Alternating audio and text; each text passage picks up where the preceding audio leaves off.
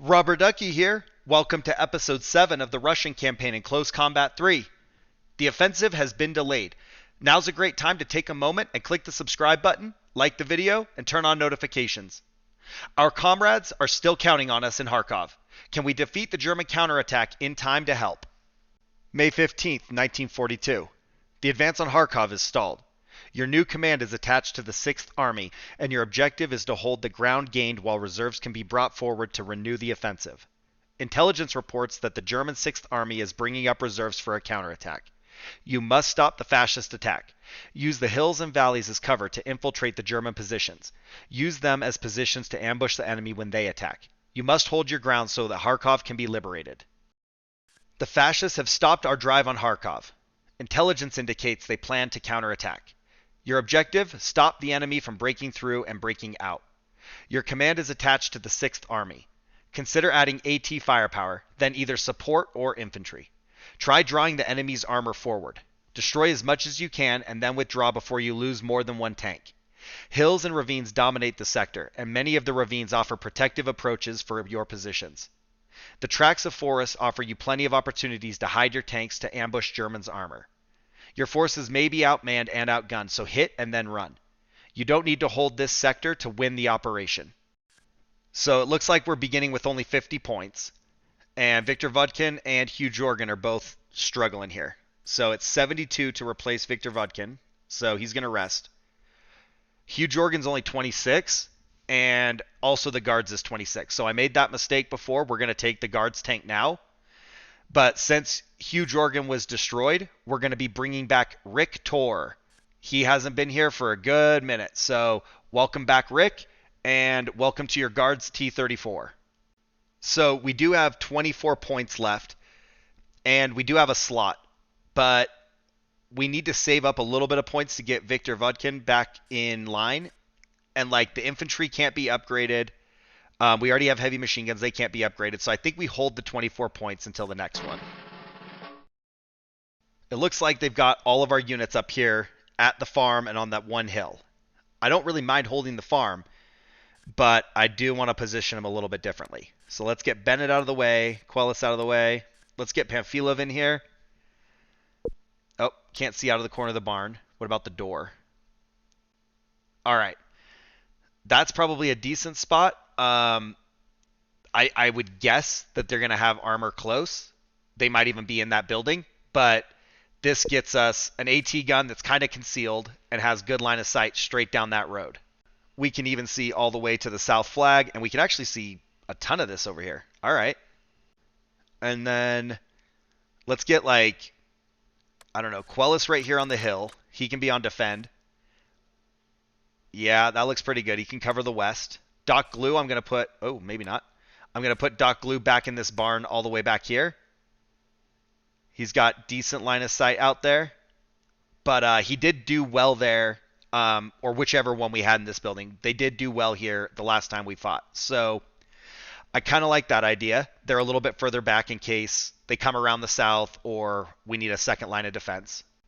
And then our tanks are not going to be here in the open right behind the farm. So I'm just going to pull them back real quick and we'll figure out a home for them in a minute.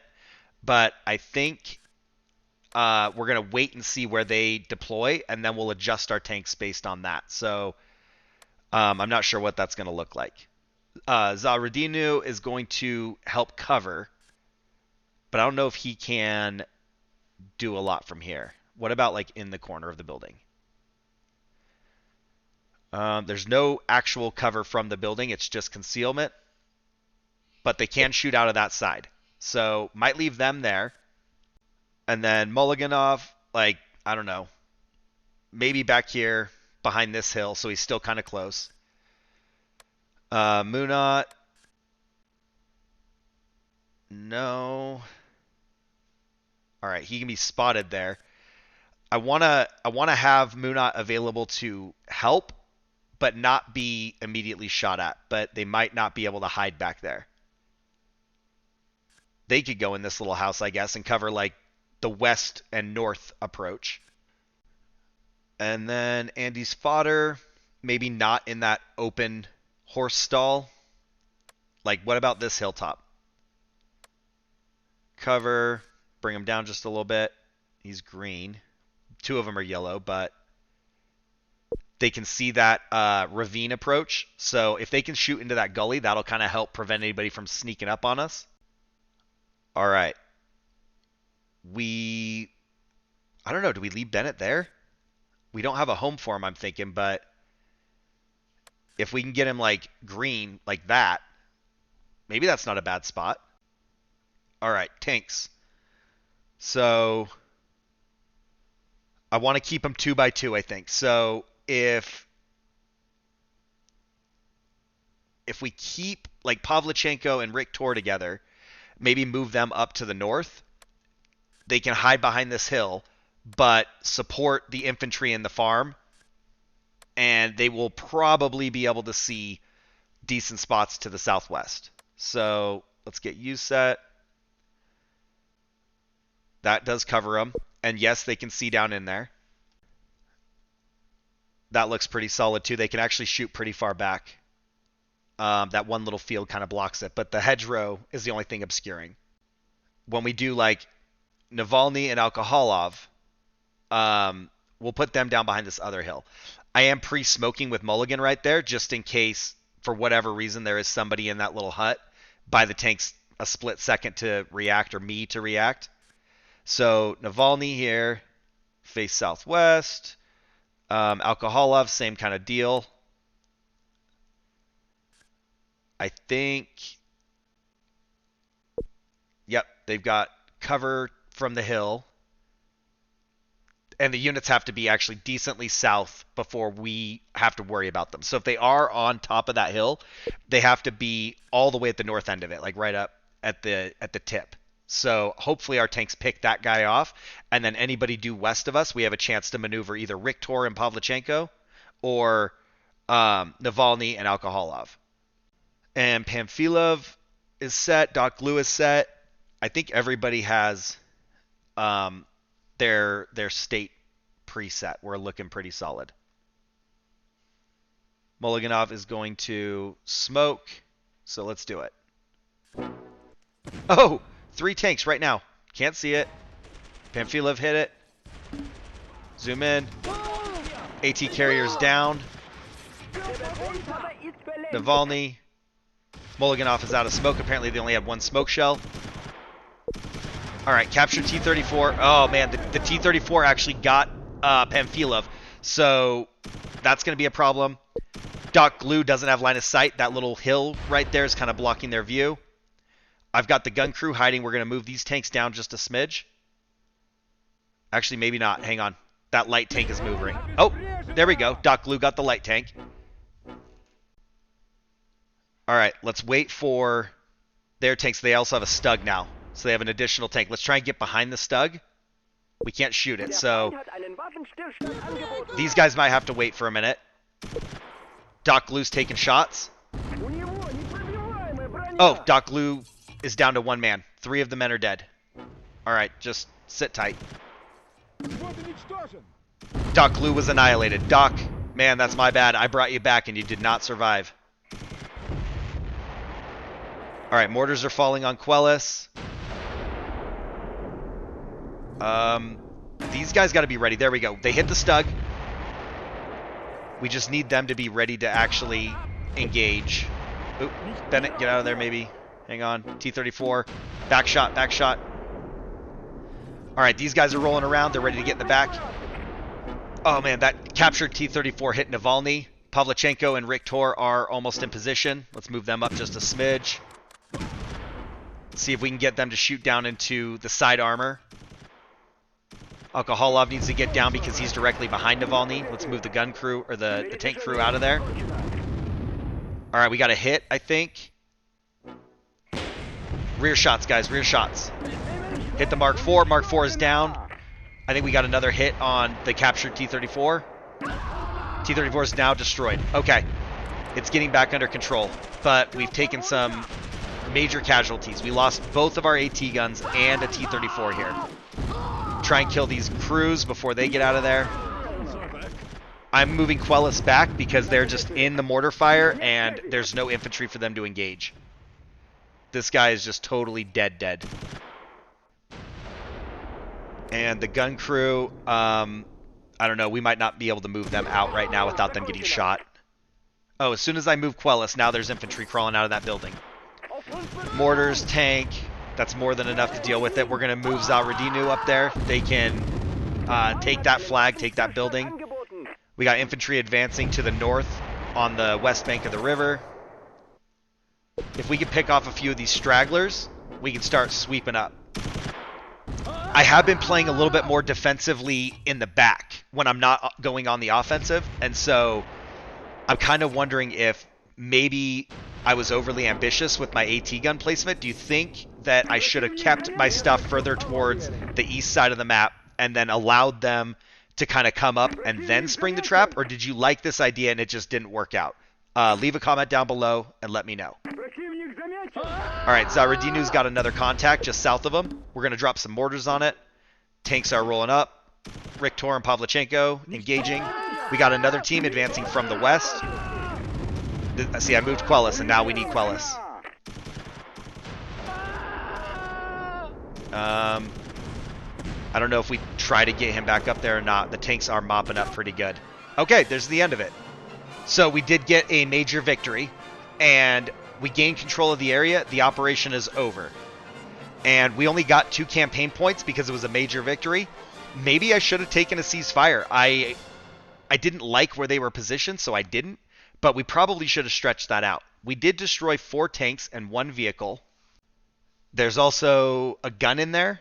And then we killed 16 infantry, wounded 15, and we took 5 prisoners.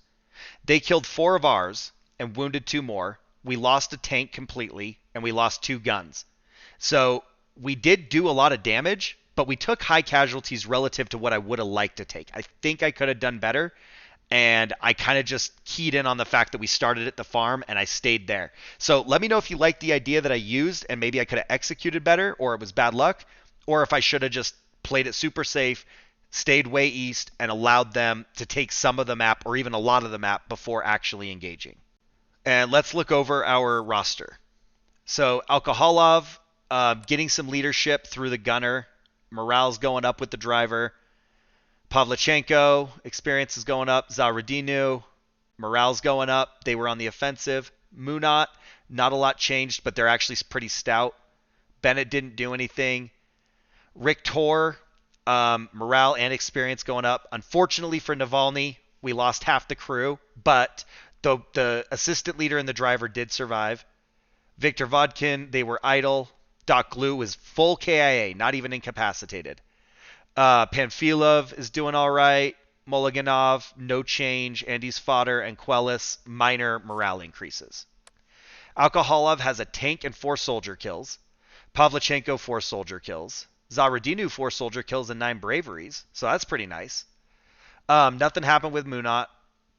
Riktor did get a tank and 5 soldiers. Navalny got 1 soldier. And then, of course, Viktor Vodkin idle, so no stat changes there. But Doc Glue does have a tank kill as well, so he got 1 off before he died. And then Pamphilov has a soldier kill. Mologanov didn't do anything. Andy's fodder, nothing. But Quellis did get a kill before I pulled him back. I should have left him there, and he would have gotten a few more. In the medals, we got a red star in Riktor. Navalny got 3 Patriotic War second classes. Doc Glue got 4 Patriotic War second classes. Nothing really else. Pamphilov got 1 Patriotic War second class, but that's it for medals. So we're going to have to start the next operation and see what happens and see if we can do better than that. The pivotal campaign of the war begins as a drive for Russian oil. But as German armies slice south toward the Caucasus Mountains, German attention shifts from oil fields to the industrial heart of Russia, the area between the Rostov-on-Don and Stalingrad. By September, the Germans reach the suburbs of Stalingrad. As winter descends, the Germans make slow and bitter progress. They fight all day to capture a city block. At night, the Russians infiltrate, forcing the Germans to capture the block again. Russian workers ignore bullets to continue production. Tanks drive out of one end of the factory to join the fighting at the other end.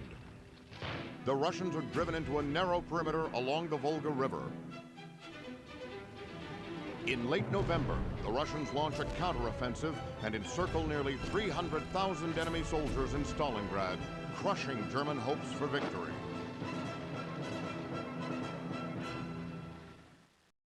Following the catastrophe at Kharkov, the southern Russian forces were woefully short of armored vehicles and personnel. As the Germans thrust eastward, the Russian army offered little resistance. Unlike the previous summer, there were no great encirclements. Vast territories were gobbled up by the racing panzers, but most of the countryside had been laid waste and the Russian army eluded the Germans throughout the long hot summer. By autumn, the Germans had cleared the Crimea, recaptured Rostov, and thrust spearheads far into the Caucasus and the outskirts of Stalingrad. Stalingrad was an important industrial center and the focus of prestige for Stalin himself. Set along the banks of the Volga, it was also the cornerstone of the Volga River line.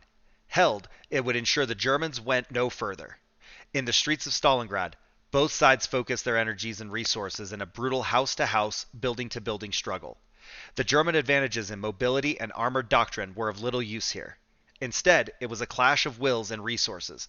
Transfixed by the unprecedented ferocity of the struggle for Stalingrad, the Germans failed to appreciate the precariousness of their position.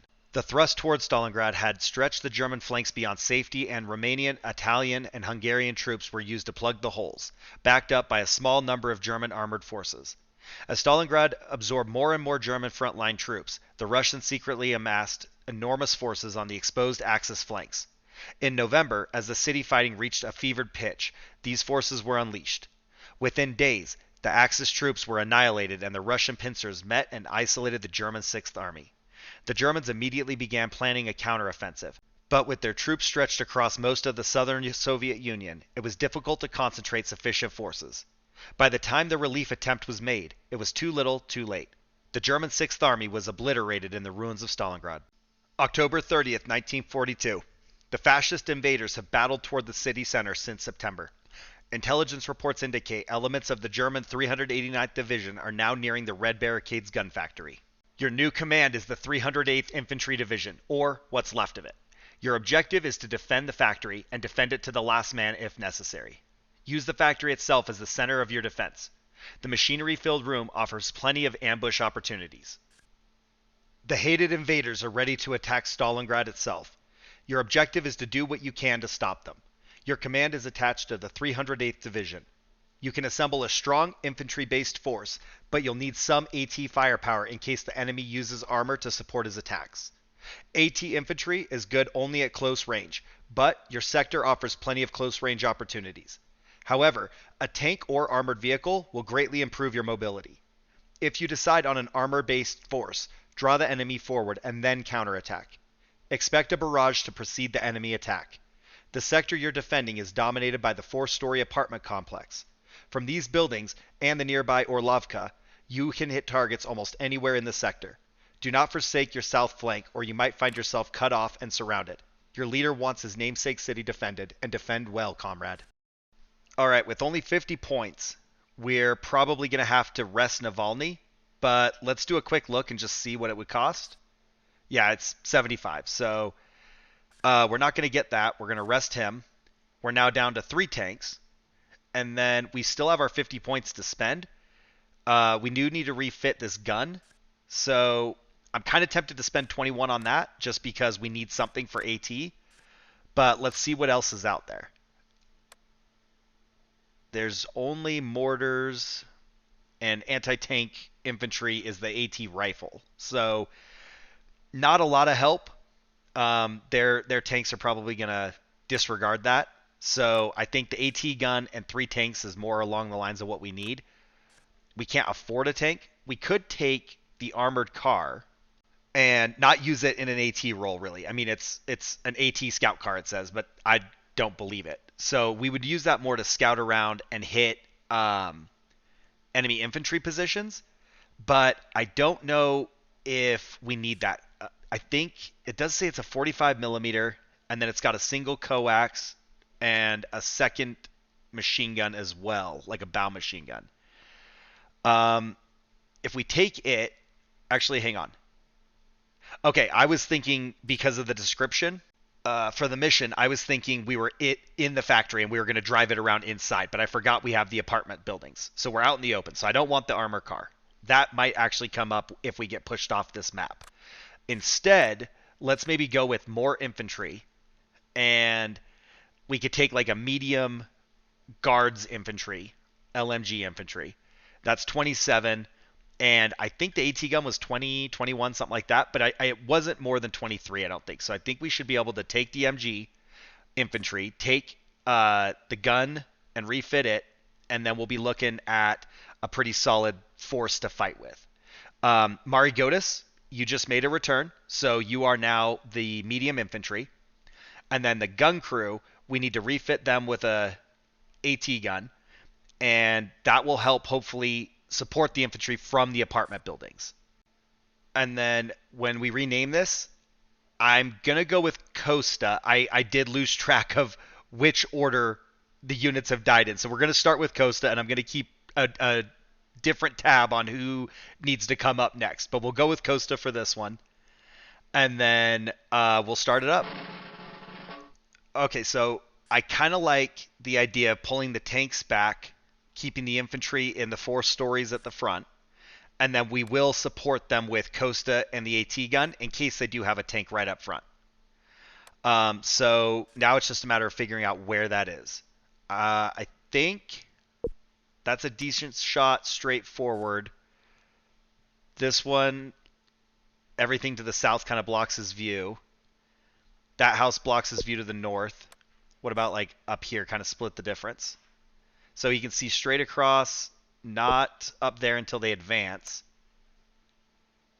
I don't know. What if we move him back? What if instead of being there, he's what if he's tucked back here?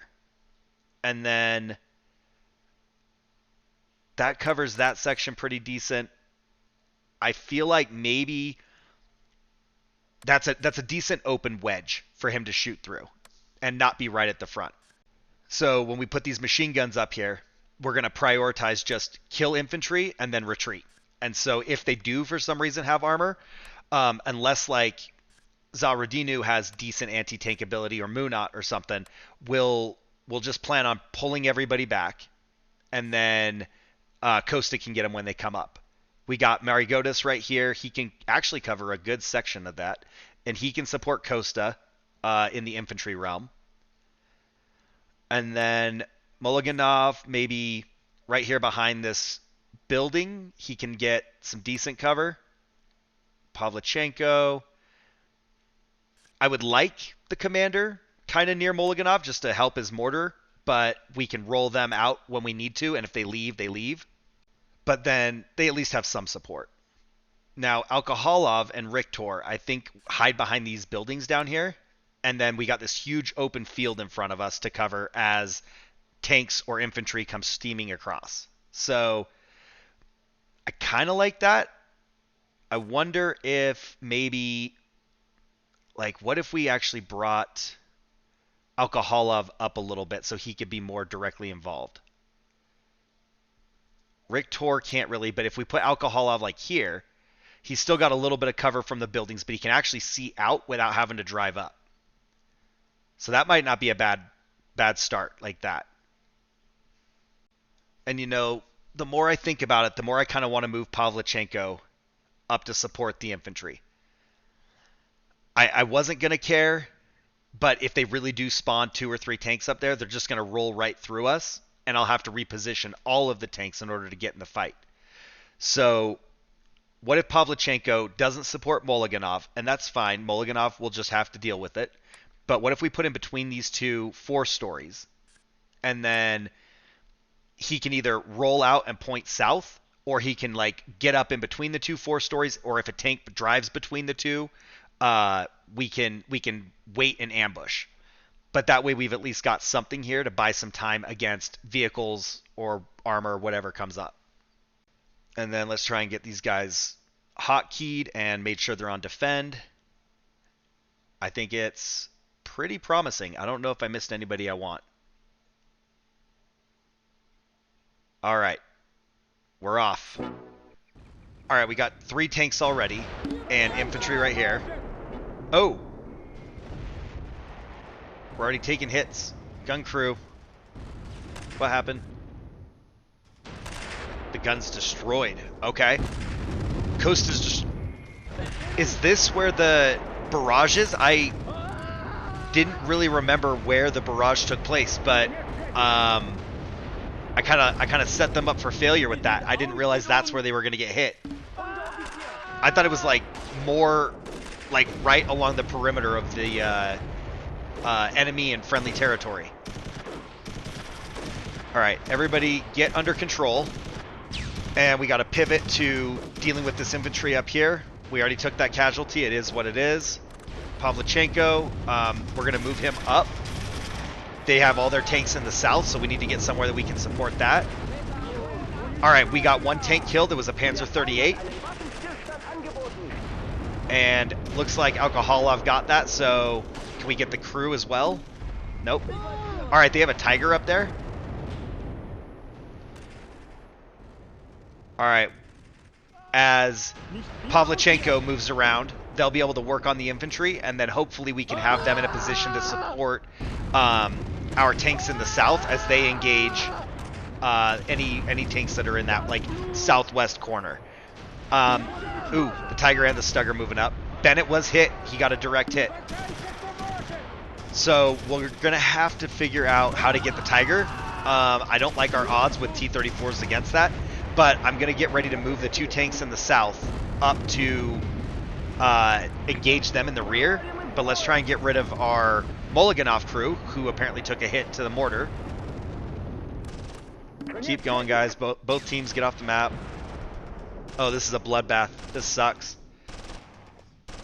So where is the barrage on this one? Like, where should I have put my units? Like, is it just the middle of the map? Like, should I have had everybody either very close to the front or very far to the rear?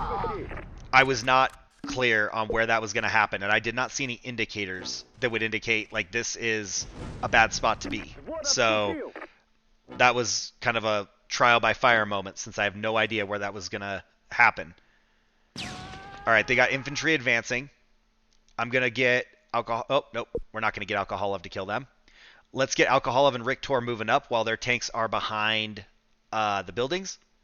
Maybe not that far south, like right here. Try and get them in position. Tiger's kind of coming back around. Let's see if we can get a shot on his rear. We got to move Pavlichenko out kind of cautiously, but have them ready. That Stug is looking at him. Tiger's starting to come back to the gap. No. We can't hit the Stug yet. There we go. Engage. And then Alcoholov took one. He is immobile. That Tiger hit it. Come on, almost there. There we go. Nope. Nope. All right, we have no line of sight with either tank. Alcoholov did get hit, but can't hit back for some reason. Neither can Riktor. All right, Riktor is going to have to move up a little bit because he's just out in the open. And then we've got Pavlichenko actually getting hits on the infantry. Can't see the Stug anymore. That building's kind of blocking their view. That sucks. That's unfortunate because we had rear armor shot. And we did lose sight of the Tiger, so I don't know where he went, but we're going to assume he's still down there hiding somewhere. Yep, there he is, in between the buildings. All right, Alcoholov is burning. They bailed out. Riktor can't hurt that. Back up. Get back here. See, I really wanted to get Riktor where he could engage the Tiger with side or rear armor shots. It did not work well. But Pavlichenko, we're going to try and still use the same strategy and get a shot while Tiger's distracted. Germans withdraw the truce. I did not realize that they wanted to offer a truce. And Riktor is now burning and bailing out as well. That Tiger is dangerous. I guess I should have moved the tanks behind the buildings up to the north and come around and kind of come down maybe the middle street or something. I had this idea where Pavlichenko was going to do what he's doing right now, and they were going to engage from the front or side, and then that was going to leave either the side or the rear open for Pavlichenko. So with them having two tanks, this is a problem. If we can drop the Stug, that'll make a huge difference. Come on. There's a shot right there. Hit him. Miss. Lost line of sight. We also do not see the Tiger currently. My guess is still in between the buildings.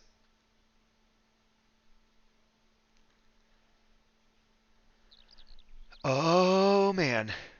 Kind of moved at the wrong moment now that he's moving up. But if we get around the two-story, we might still get a rear shot right here. Just like that. Hit it. Okay. Stug is immobilized. All right. We don't have to worry about it right now. If we kill it, awesome. If that Tiger comes out, we'll have to switch targets, but I wouldn't mind killing the Stug just so it's not a concern. And the Tiger is on the other side of the building, so look, we got that perfect kill shot. Now it's a matter of, like, doing the finesse. We're going to have to move the tank to get a side shot on the Tiger, but if the Tiger comes up, we'll have to go around to the right. So we just got to be careful with Pavlichenko and try and, like, use the buildings to keep something between us and the Tiger until we can get some hits on it. I do see that the Germans re-requested a truce, so I'm keeping that in mind. Before we lose the tank, we are going to accept it. But if I could get a side armor shot or a rear armor shot, that would be money. All right, their infantry is crawling. We're trying to put them down. All right, keep moving down, guys. We need to get all the support down here around these buildings in the center of the map. Okay. More infantry. We're just engaging it. As much as I want to get the tank down there to fight their Tiger, we don't want to do it recklessly, so let's try and knock out their infantry. Plus, we can run up some kills real quick and do some damage to them while we have the tank hidden behind the building.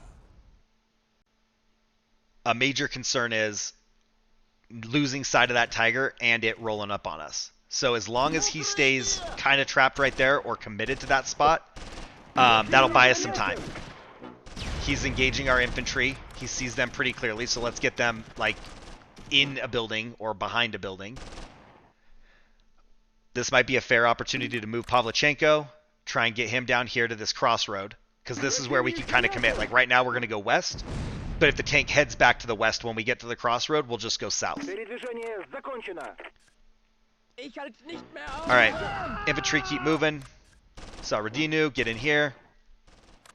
Quellis, get on ambush, get hidden. You guys are still far enough north we're not worried. Can we hit these guys? No. Alright, Tiger is moving. Nope, now he's going back. See, that would have been a nice shot, though. Like, we would have had a side profile. We do just need the tank to cooperate, you know? Like, we're going to want him facing the way we want him facing, hit their tank, and then be ready to scoot. Alright. Uh-oh, is he going to come this way? Hold up. Don't turn. Like, I've got you pointed southwest. Do not turn away from that. Infantry. Get hidden. Zaradinu's got a separated guy. Munat, maybe just take the middle of that building. Alright. Pavlichenko. Maybe come up here. This is like a decent opportunity. He's not looking. Oh, nope, nope. Now he's looking. Now he's looking.